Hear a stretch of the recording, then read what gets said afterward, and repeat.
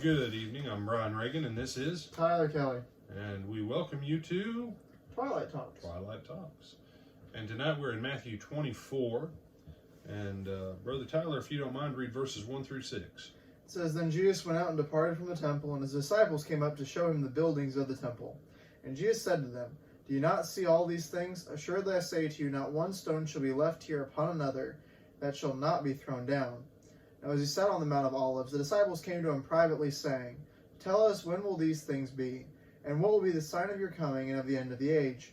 And Jesus answered and said to them, Take heed that no one deceives you, for many will come in my name, saying, I am the Christ, and will deceive many. And you will hear of wars and rumors of wars. See that you are not troubled, for all these things must come to pass, but the end is not yet.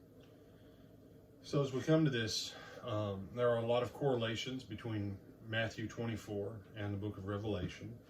There are things that will make more sense, as we've already looked at in, I believe it was yesterday evening, of some very clear correspondences between the two. And an understanding of Matthew 24 will aid as you go through and move forward through the book of Revelation. But a lot of people, and as verse 4 reminds us, take heed that no one deceives you. There are a lot of people out there that are confused, a lot of people that are deceived and mistaken about what Matthew 24 is actually teaching. And the danger of that is that there are some teachings out there that have given people false understandings about their salvation, about eternity, and about the end of the world and the return of Christ. The unfortunate part of that is because it gives people that false sense of security. It places their souls in eternal jeopardy. And so we want to be, like Jesus says, we don't want to be deceived. And so we want to take a moment and look at this. The apostles have seen the city of Jerusalem.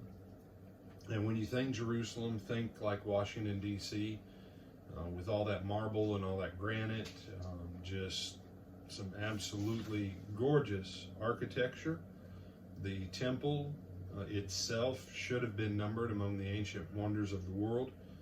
The overall construction of Solomon's courtyard, the Fortress Antonia, the walls of Jerusalem, the gate called Beautiful, was made with Corinthian bronze and copper plates that when the sun hit it, it was absolutely gorgeous.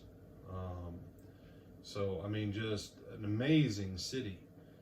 And Tyler, I know Tyler remembers about John and James and their mama. Why don't you remind everybody about them not too long before this event? A little bit before this, James and John come with their mom, and their mom's like, Hey, Jesus, when you come into your kingdom, can my son sit at your right and your left? You know, and that tells us that they were expecting a spiritual kingdom or an earthly rule, Tyler. It sounds more like they're asking for an earthly rule. And that was what they were looking for. And so they were honestly thinking that these buildings that, you know, maybe one of them, maybe I'll get Fortress Antonia, maybe you'll get the high priest place, you know. They kind of thought this stuff was going to be under their domain. And so Jesus kind of shatters that in verse 2 when he says, Don't you see all these things? Surely I say to you, not one stone shall be left here upon another that shall not be thrown down.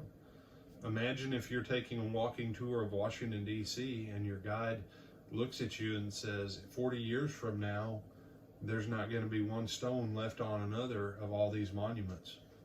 The Capitol building, the only thing that'll be left is the foundation plate. What would that do to you inside? Oh, you know, that's how jarring this would have been for them. And so, because of that, verse 3, they say to us, Tell us when these things will be. Now, what things? Well, when will the things be that not one stone should be left on another? The first question is predicated on what is said in verse 2 by Jesus. The next question, whether it's one question with two parts or two questions, we'll get into that later on. What will be the sign of your coming and of the end of the age? This is one of those where and it joins the two together in one thought, but it shows that it's two separate questions. And so as we go through this, we'll break those apart, but they ask some very specific questions. And when you read Mark and Luke, you'll find out what were the only four apostles that actually heard this conversation, Tyler? Peter, Andrew, James, and John, right? Peter, Andrew, James, and John. That's correct. And so Jesus says to them, take heed that no one deceives you, in verse 4. Verse 5, he says, many will come in my name, and they will deceive many. So the danger of deception is huge. Jesus starts out with two warnings about deception. Someone says, why should we study this? I don't know about you, brother. If Jesus tells me twice to be making sure that I'm not deceived on this stuff. It's probably kind of important, and he's trying to make sure he hammers it in.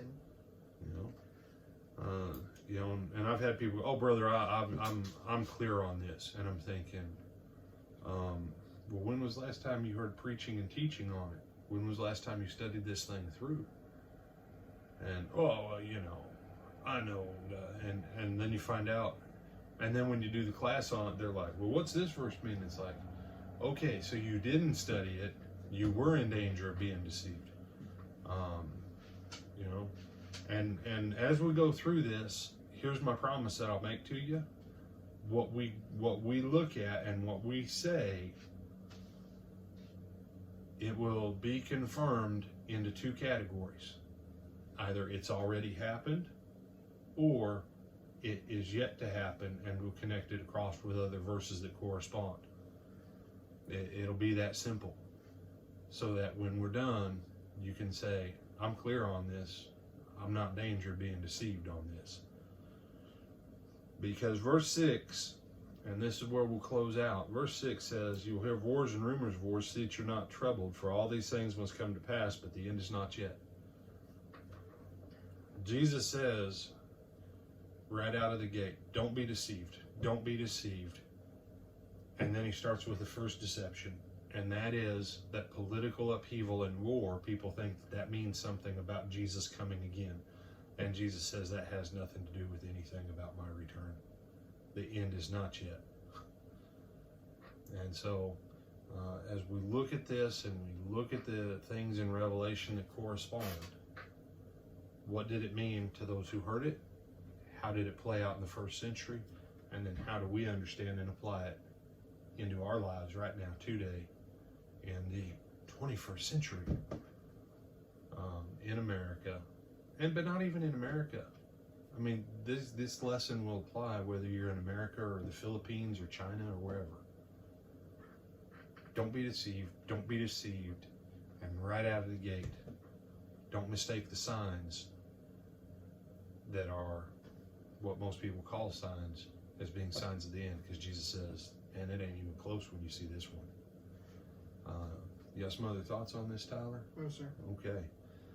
So we want you to have a blessed evening, a blessed weekend.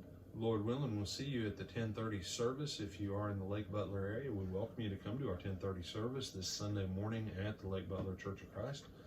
We will be observing social distancing, but if you can come out and you are comfortable coming out, then by all means, come on and assemble with those who will be here.